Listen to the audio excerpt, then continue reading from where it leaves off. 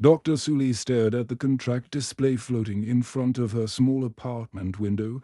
The numbers were good, very good, but something about this job felt different from her usual assignments. She had spent the last 5 years traveling between space stations and colonies, helping families care for children from different alien species. It was rewarding work. But this contract was offering 3 times her normal rate. The client was Jinko, a name she recognized from the financial news feeds. He owned mining operations across half the Outer Rim territories.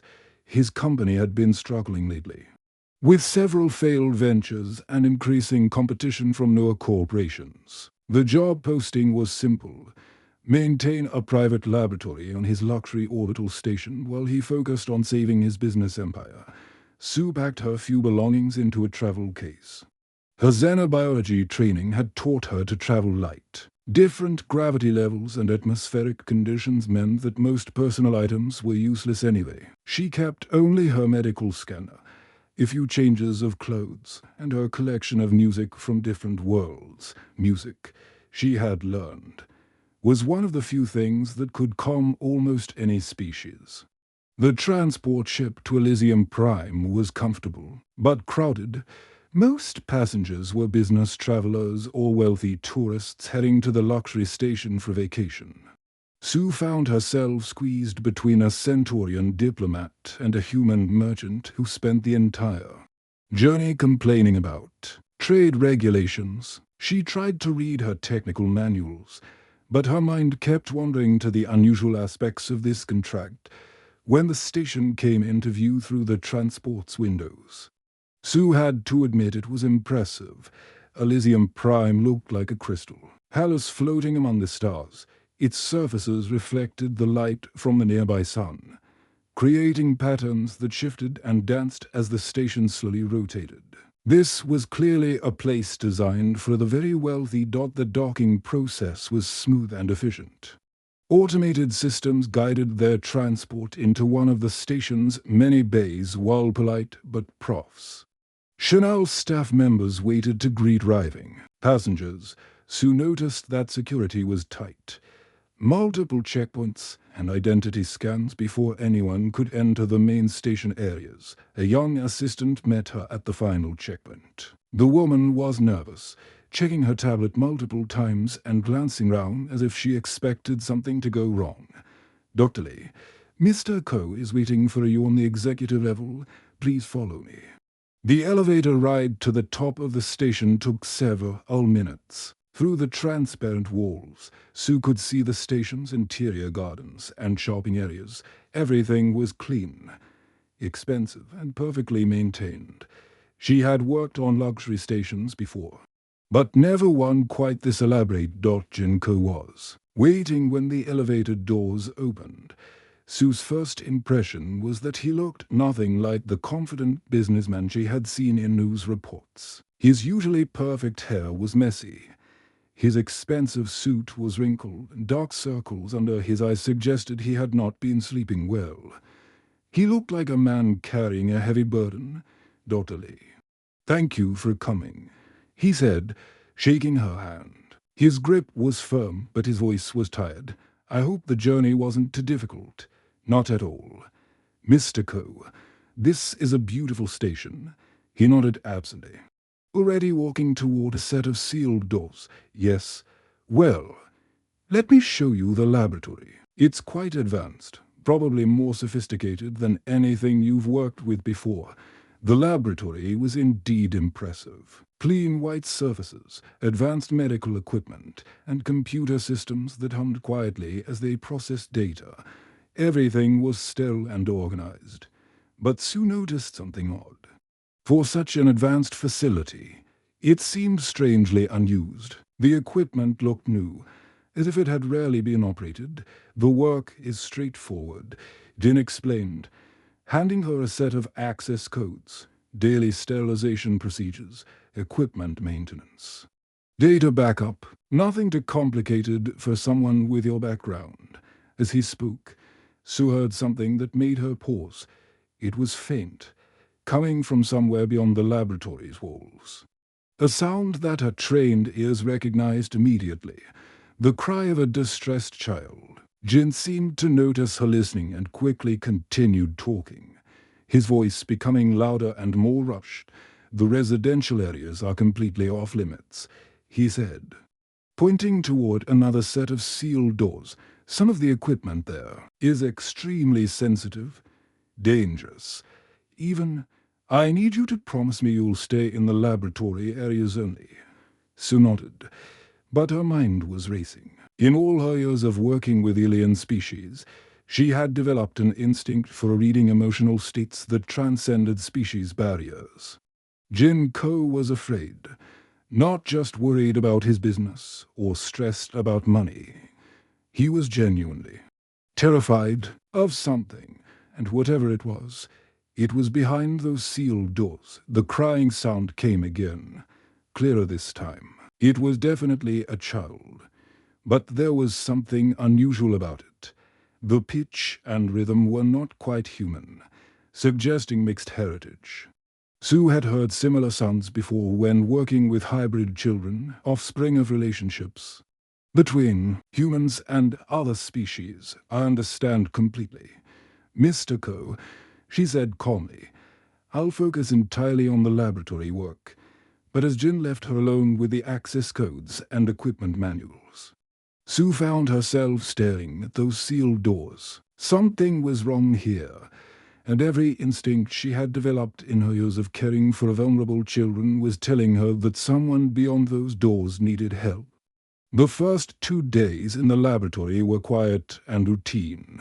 Sue cleaned the equipment, ran diagnostic tests, and organized the data files exactly as Jin had instructed. The work was simple enough that her mind often wandered to the strange sounds she had heard on her first day. She tried to convince herself that she had imagined the crying, but her professional instincts told her otherwise. On the 3rd morning, as she was calibrating a molecular scanner, the crying started again. This time it was louder and more persistent. The sound seemed to come from the walls themselves, echoing through the laboratory's ventilation system. Sue stopped her work and listened carefully. Her trained ear could detect layers in the sound that most people would miss.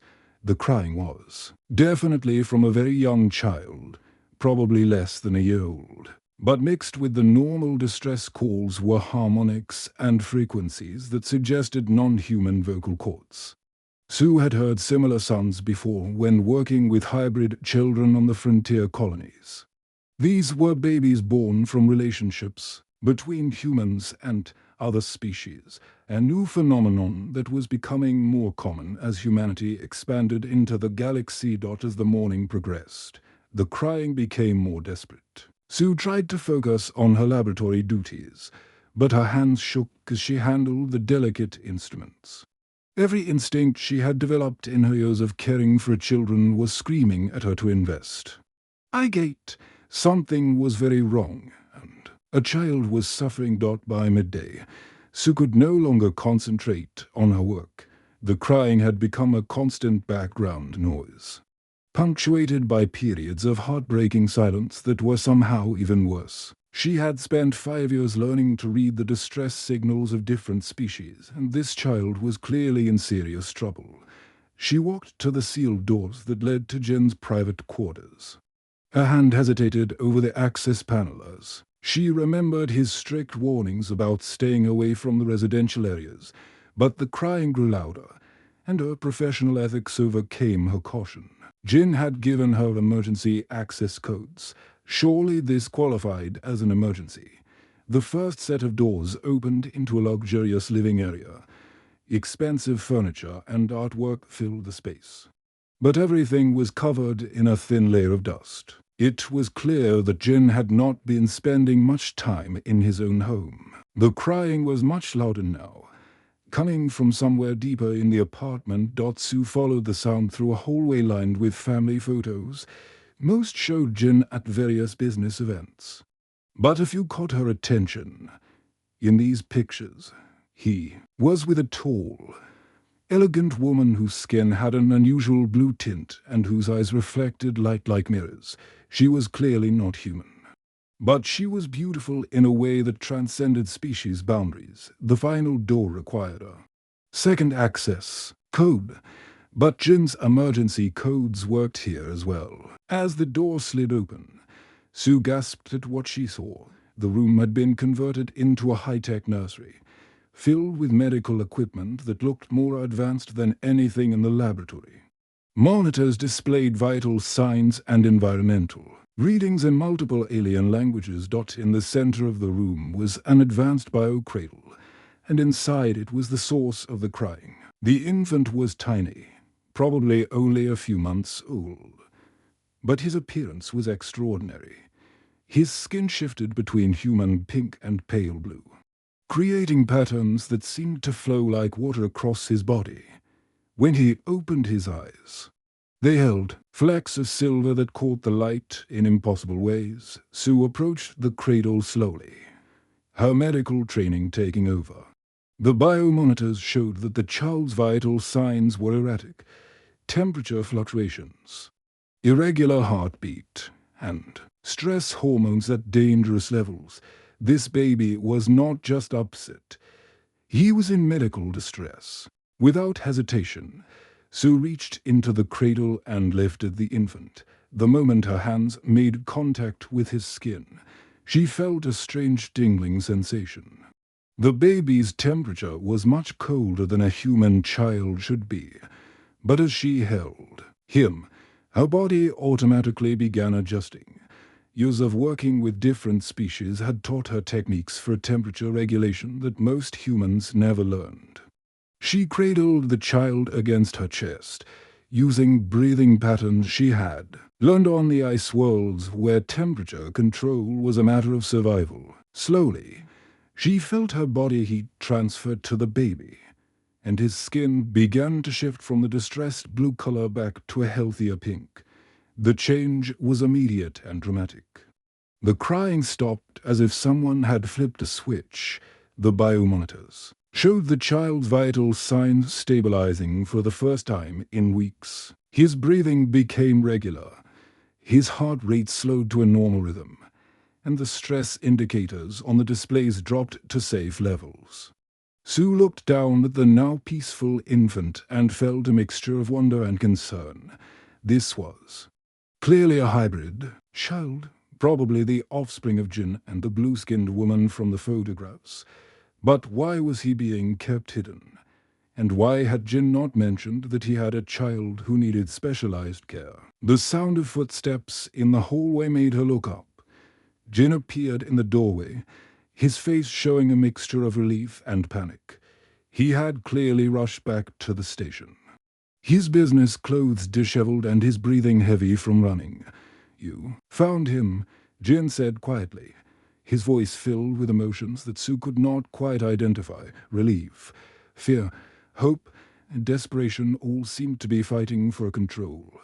"He's beautiful," Sue replied, still holding the peaceful child.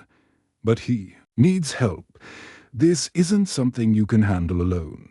Jin stood in the doorway for a long moment, watching Sue hold his son. The relief on his face was obvious, but so was the exhaustion. Dark circles under his eyes suggested he had not slept properly in weeks, maybe months. His expensive clothes were wrinkled and his usually perfect hair was messy. This was not the confident businessman that Sue had seen in news reports. "His name is Tai," Jin said softly, stepping into the nursery. His voice was filled with a mixture of love and despair. His mother was Ari. She was an ambassador from the Andorian Collective. Sue looked up from the peaceful baby in her arms. She had heard of the Andorian Collective, a peaceful species that had joined the galactic community about 5 years ago. They were known for their diplomatic skills and their unusual biology that allowed them to sense emotions across species barriers. Jin moved to a chair next to the bio-cradle and sat down heavily. "Ari died during childbirth," he continued, his voice barely above a whisper. "The doctors said that hybrid births are extremely dangerous. Her body couldn't handle the stress of carrying a child with mixed biology." Sue felt her heart break for Jin. She had seen the photographs in the hallway. Ari had been beautiful, with the characteristic blue-tinted skin and mirror-like eyes of her species. The love between Jin and Ari had been obvious in every picture. Tai is part of the first generation of human-alien hybrids, Jin explained, looking at his son with a mixture of pride and worry. The scientists say these children represent the future of cooperation between species, but nobody told us how difficult it would be to actually raise one, as Jin spoke. Sue noticed that Tai's skin was changing color again. The pale blue of distress was shifting to a warm golden hue that seemed to glow from within. The baby's breathing remained steady and calm, his small hand gripping her finger with surprising strength. "What kind of challenges?" Sue asked, though her medical training was already giving her some ideas. Hybrid biology was still largely unknown, but the basic problems would be predictable. Jin ran his hands through his hair. Temperature regulation is the biggest issue. His Andorian heritage means his body temperature needs to be several degrees cooler than human normal. But his human side fights against that if he gets too hot or too cold. His whole system goes into distress. Sue nodded, understanding why.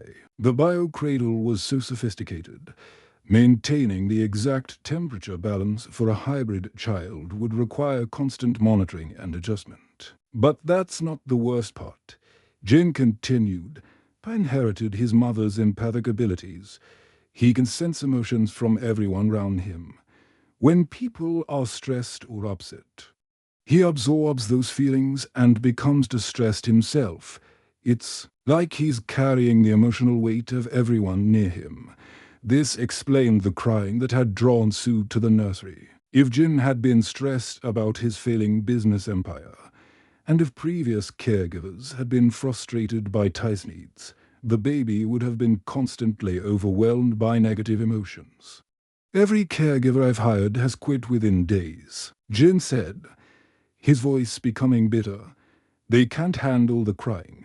The temperature changes, the way he seems to know exactly what they're feeling. Some of them said it was unnatural, that he was reading their minds." Sue looked down at Tai, who was now making soft cooing sounds. His skin had settled into a healthy pink color with just a hint of blue around his fingertips. She could feel a strange tingling sensation where his skin touched hers, as if there was some kind of energy transfer happening between them. "How many caregivers have you tried?" she asked. 12. Jin replied immediately. 12 professional caregivers with experience in xenobiology and child development. The longest any of them lasted was for days. Most quit after the first night, as if responding to his father's words. Tai stirred in Sue's arms. His skin shifted to a slightly more golden color, and he opened his silver-flecked eyes to look directly at her.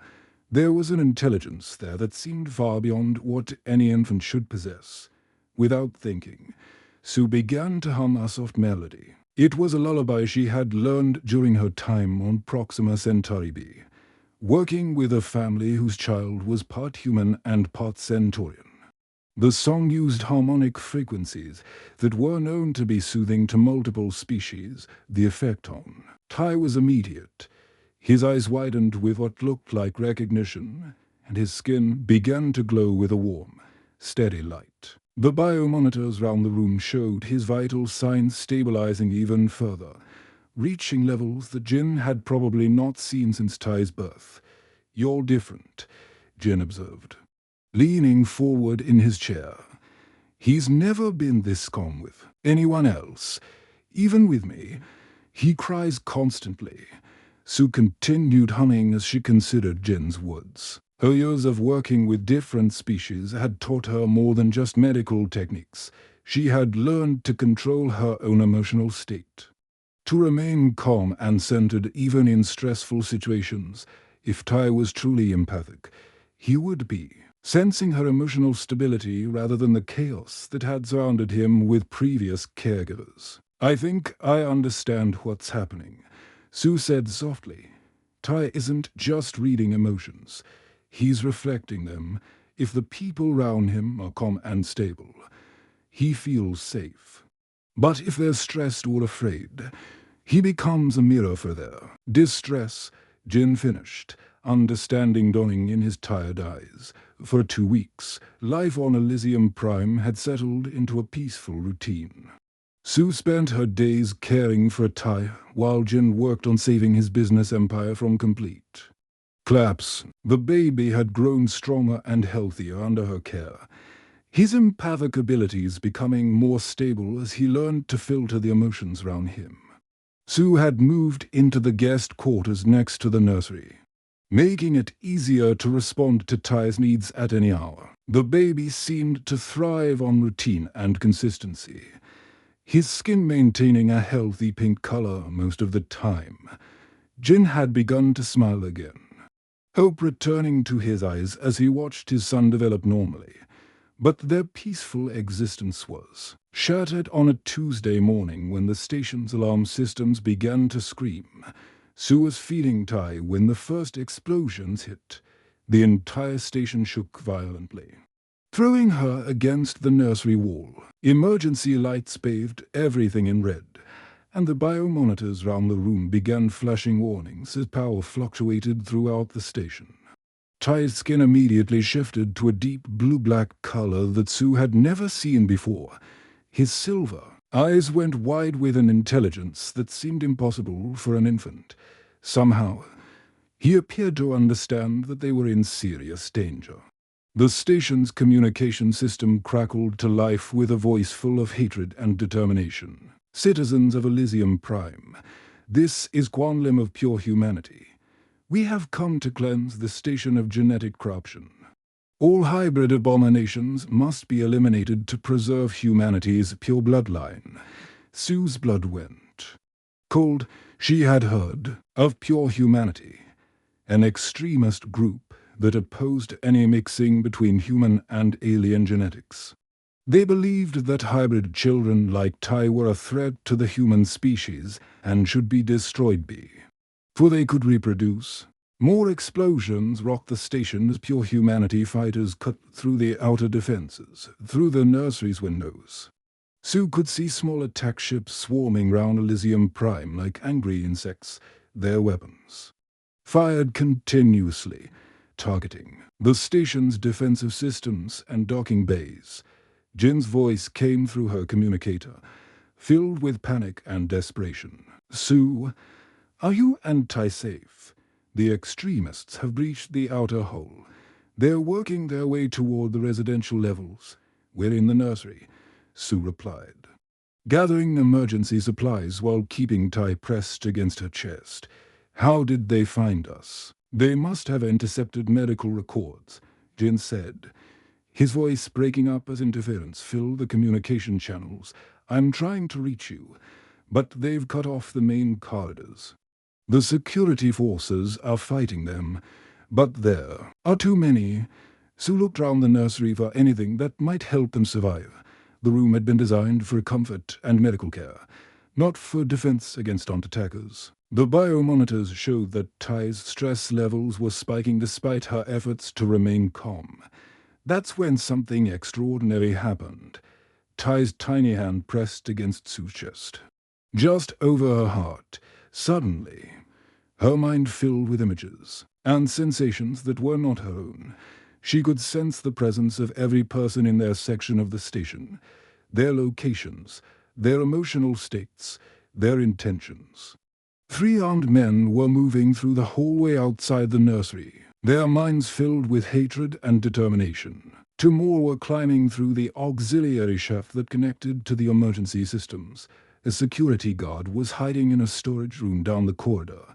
Winded but alive, Jin, Sue whispered into her communicator, amazed by what she was experiencing. Tai is showing me where they are. There are 3 extremists outside our door, and 2 more coming up through the auxiliary shaft behind you. What do you mean showing you? Jin asked, but the sound of weapon fire in the background told Sue that he had found the attackers she had warned him about. The sensation of shared awareness grew stronger as Ty's empathic abilities reached levels that seemed impossible for such a young child. Sue realized that the extreme stress of the situation had triggered some kind of evolutionary response in the baby. His hybrid biology was adapting to protect them all. Using the information that Ty was feeding her, Sue began to move through the residential areas of the station. She avoided corridors where attackers were present, found safe paths around combat zones, and even located medical supplies that wounded security personnel needed. But Ty was doing more than just sharing information. Wherever they went, people seemed to function better. Security guards fought more effectively. Civilians moved without panic, and even the station's computer systems seemed to run more smoothly. The baby's empathic field was creating bubbles of calm and coordination in the midst of chaos. He's not just showing me where the attackers are, Sue told Jin as they navigated through a maintenance tunnel. He's helping everyone round us work together. The security teams are coordinating better when we're near them. As they moved closer to the escape pod bays, Sue began to understand the true significance of what was happening. Ty wasn't just a hybrid child with unusual abilities. He represented something that the extremists feared but could not understand: the next step in human evolution. The pure humanity attackers had come to destroy what they saw as corruption of the human species. But Ty was proving that the future of humanity lay not in genetic isolation, but in cooperation and synthesis with other species. His abilities were showing that hybrid children might be the key to uniting the galaxy's diverse peoples. His escape pods were just ahead when the final confrontation began.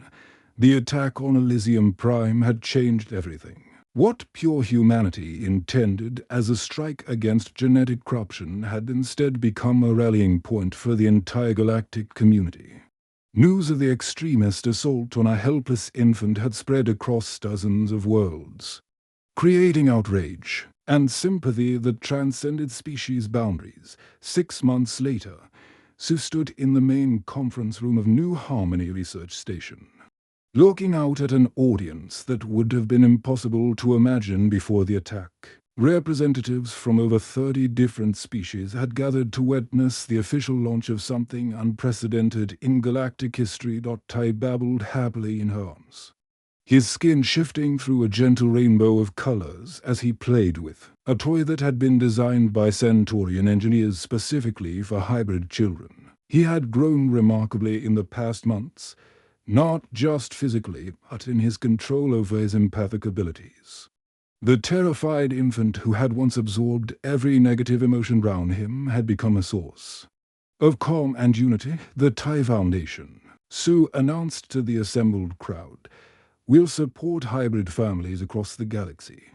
We are not just providing child care services, we are nurturing the first generation of truly galactic citizens. The audience responded with a mixture of sounds: applause from humans, harmonic tones from the Andorians, and rhythmic clicking from the insectoid Kepler delegates. Each species expressed approval in their own way, but the message was universal. Jin stood at the back of the room, watching with pride as Sue outlined their vision. The attack had brought them together in ways that neither had expected. Their shared experience of protecting Ty had evolved into something deeper, a partnership that spanned both their personal lives and their professional mission. The extremist assault had actually helped Jin's business empire in an unexpected way. When the galactic community learned that he was the father of the hybrid child who had been targeted by pure humanity, support had poured in from dozens of worlds. New contracts, investment offers, and trade agreements had rebuilt his company stronger than ever. But more importantly, the attack had revealed the true potential of hybrid children. During the crisis, Ty's abilities had not only helped them escape, but had actually improved the performance of everyone around him. Security forces had fought more effectively. Civilians had remained calm, and even the station's computer systems had functioned better in his presence. Scientists from multiple species had studied these recordings and reached a remarkable conclusion. Hybrid children like Tai were not just biological curiosities. They were natural bridge builders whose empathic abilities could literally bring different species together. "We have learned something amazing about these children," Sue continued. "A presentation. They do not just carry the genetics of two species. They carry the ability to help all species understand each other better." Near the front of the room, John played quietly with building blocks, while his human mother and Andromedan father watched proudly. The 3-year-old boy had been one of the first families to seek help from the Foundation. His parents had struggled with the same temperature regulation and empathic sensitivity issues that Jin had faced with Tai Nari, a 2-year-old girl whose Terran father and vegan mother had traveled halfway across the galaxy to reach new harmony, was playing nearby. Her skin showed the characteristic color changes of her vegan heritage, but her facial features were clearly human, like all the hybrid children at the Foundation. She seemed to radiate a sense of peace that affected everyone around her. These children represent something that has never existed before in galactic history, Sue explained to the audience. They belong not to single worlds or individual species, but to the stars themselves. They are the first generation of beings who are truly at home anywhere in the galaxy. As she spoke, Tai reached out toward the assembled crowd with his small hands. The effect was immediate and remarkable. Tensions that had existed between different species delegations began to ease. Representatives who had been maintaining formal diplomatic distance found themselves leaning forward with genuine interest. The baby's empathic field was creating waves of calm understanding that rippled through the room. Dr. Keth, a senior Centaurian scientist who had been skeptical of the Foundation's claims, found himself nodding in agreement as he felt his own prejudices dissolving. Commander Vex, a military officer from the Outer Rim colonies who had come to assess potential security threats, relaxed his rigid posture as Tai's influence reached him. "Humanity's greatest gift to the galaxy," Sue continued, her voice growing stronger as she felt the unity building in the room, "is not our technology or our military strength or our business skills. It is our ability to adapt, to empathize, and to find family wherever we go. These hybrid children carry that gift in their very DNA." The presentation concluded with commitments from dozens of worlds to support the Foundation's work, funding, research facilities, and volunteer staff were offered from species that had never collaborated before. The attack that was meant to destroy hybrid children had instead created the largest interspecies cooperation project in galactic history. Later that evening, as the delegates departed and the station grew quiet, Sue sat in the nursery watching Tai sleep peacefully. His skin glowed with a soft golden light that seemed to fill the room with warmth and hope. In his silver-flecked eyes, she saw the future, not the cold expansion of individual species competing for resources, but the warm embrace of a truly united galaxy where differences were celebrated rather than feared.